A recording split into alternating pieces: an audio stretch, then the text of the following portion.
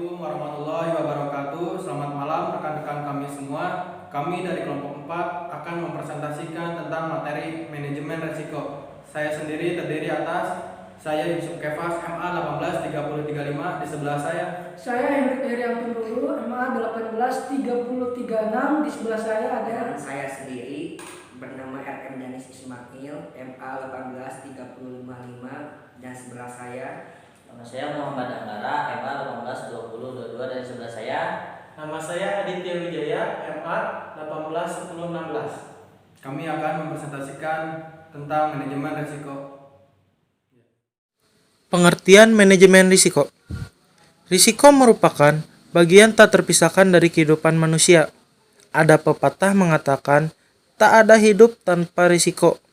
Risiko dapat ditafsirkan sebagai bentuk ketidakpastian tentang suatu keadaan yang akan terjadi nantinya, dengan keputusan yang diambil berdasarkan berbagai pertimbangan pada saat ini. Manajemen risiko adalah bagian penting dari strategi manajemen semua perusahaan. Proses di mana suatu organisasi yang sesuai metodenya dapat menunjukkan risiko yang terjadi pada suatu aktivitas menuju keberhasilan di dalam masing-masing aktivitas dari semua aktivitas.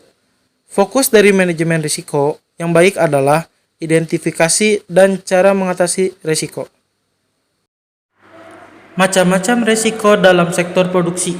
Menurut sifatnya dibedakan ke dalam 1. Risiko murni, yaitu risiko yang terjadi pasti akan menimbulkan kerugian dan terjadinya tanpa sengaja, misalnya kebakaran, bencana alam, pencurian, penggelapan, dan sebagainya.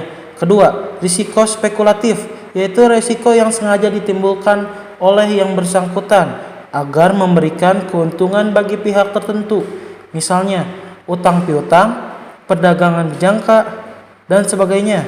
Yang ketiga, risiko fundamental, yaitu risiko yang penyebabnya tidak dapat dilimpahkan kepada seseorang dan yang menderita cukup banyak, misalnya banjir, angin topan, dan sebagainya.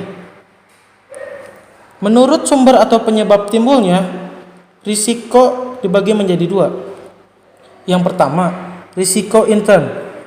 Risiko yang berasal dari dalam perusahaan itu sendiri, seperti kerusakan artefak karena kesalahan karyawan, kecelakaan kerja. Dan yang kedua, risiko ekstern, yaitu risiko yang berasal dari luar perusahaan, seperti pencurian, persaingan dalam bisnis, fluktuasi harga, dan sebagainya. Pengukuran resiko operasional. Pengukuran resiko operasional dapat dilakukan dengan menempatkan tingkatan dari setiap bentuk resiko yang terjadi, yaitu semakin tinggi resiko, maka semakin tinggi kemungkinan untuk memperoleh return yang diharapkan, aktual return, dengan asumsi resiko dan return bersifat linier, IR, expected return, atau keuntungan yang diharapkan, sama dengan standar deviasi atau simpangan baku. Simpangan baku di sini sering diartikan dengan tingkat resiko, yaitu semakin besar simpangan bakunya, maka semakin besar resiko yang akan terjadi. Perubahan karakteristik resiko operasional. Setiap resiko bisa berubah karakteristiknya dari waktu ke waktu. Misalkan pada zaman dulu pencatatan transaksi dilakukan secara manual. Karyawan menuliskan harga dan jumlah unit yang diperdagangkan di kertas. Cara tersebut dapat memunculkan resiko kesalahan pencatatan. Apabila terjadi kegagalan atau kelemahan pada sistem komputer, maka kerugian yang muncul akan sangat besar, yaitu 1. Globalisasi. Era globalisasi telah memberi perubahan besar bagi konsep bisnis pada seluruh sektor bisnis, baik finansial maupun non-finansial, sehingga menciptakan konsep produk dibuat untuk menampung keinginan globalisasi tersebut. Karena itu, perusahaan dituntut untuk menerapkan manajemen yang berbasis konsep global, yang secara tidak langsung mekanisme operasional perusahaan juga harus bersifat global. Kedua, otomatisasi. Otomatisasi ini menurunkan resiko yang berkaitan dengan manusia, misal kesalahan dalam pencatatan karena kelelahan. Tetapi otomatisasi semacam itu memunculkan resiko yang baru, yaitu resiko kegagalan sistem dan semacamnya.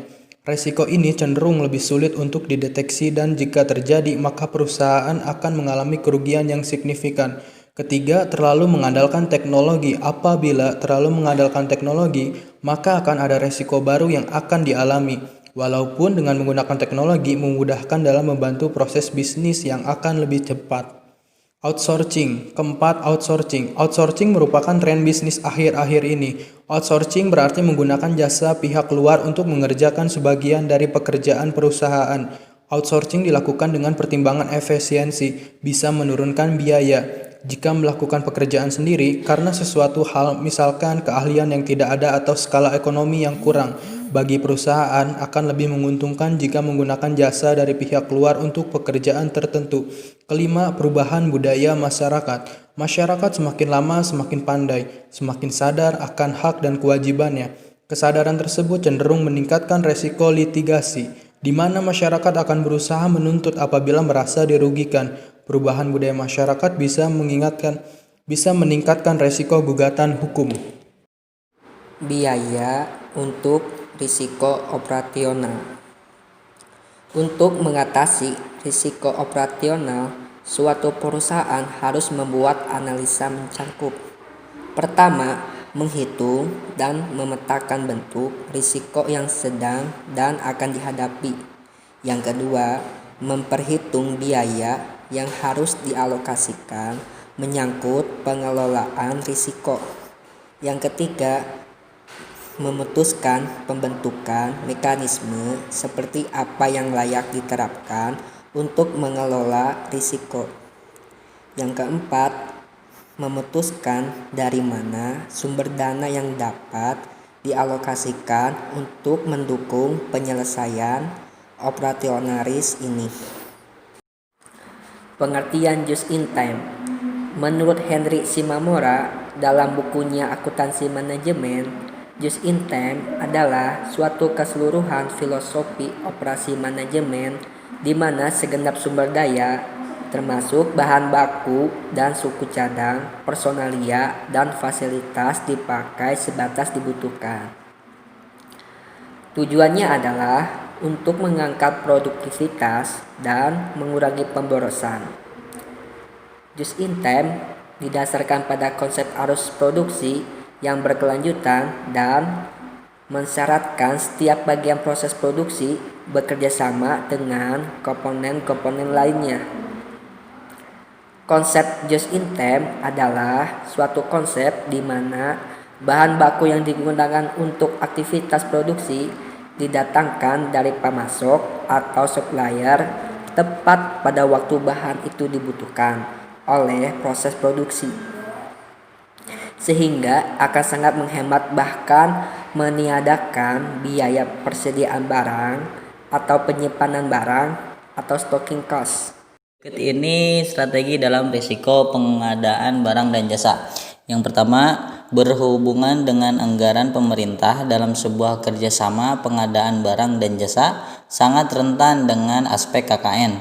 Konsekuensinya akan berbenturan dengan hukum yang berlaku. Yang kedua, bagi pengelola pengadaan barang dan jasa, strategi risk transfer dapat dilakukan dengan cara-cara sebagai berikut. Yang pertama, meminta penjelasan secara tertulis untuk hal-hal belum jelas kepada lembaga yang kompeten dan relevan, misalnya BPK, LKPP, Mendagri, atau Menteri Keuangan. Dengan memiliki penjelasan tertulis, risiko secara otomatis akan berpindah kepada lembaga yang mengeluarkan fatwa tersebut. Yang kedua, meminta persetujuan tertulis kepada manajemen atau lembaga yang lebih tinggi. Praktek ini pernah terjadi pada pengadaan peralatan penyadapan di Komisi Pemberantasan Korupsi atau KPK melalui mekanisme penunjukan langsung.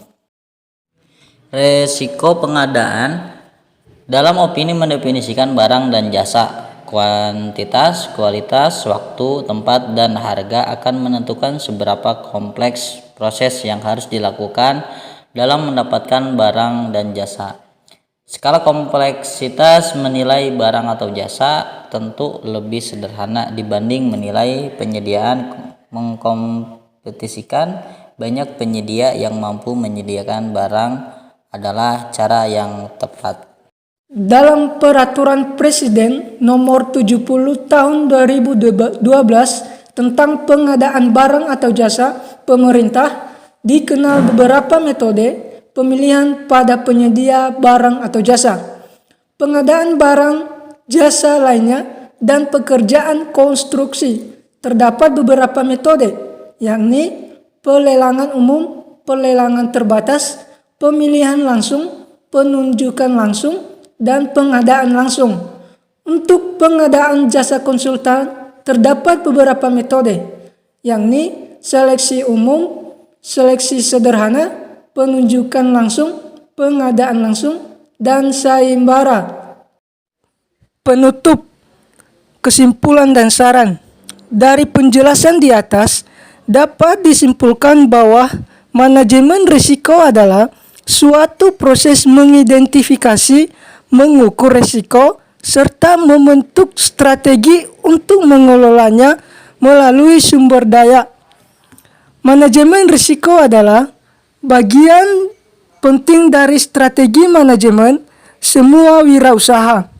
Proses di mana suatu organisasi sesuai metodenya dapat menunjukkan risiko yang terjadi pada suatu aktivitas menuju keberhasilan di dalam masing-masing aktivitas. Fokus dari manajemen risiko yang baik adalah identifikasi dan cara mengatasi risiko. Saran, meningkatkan kesadaran betapa pentingnya manajemen risiko dalam lingkungan kerja. Memberi pengetahuan yang lebih luas tentang manajemen risiko. Memberi pengertian tentang manajemen risiko, meningkatkan mutu sumber daya alam, dan memberi jaminan dari adanya risiko yang bisa muncul setiap saat. Cukup sekian dari kelompok kami. Apabila ada kesalahan, mohon dimaafkan. Kami ucapkan Terima kasih.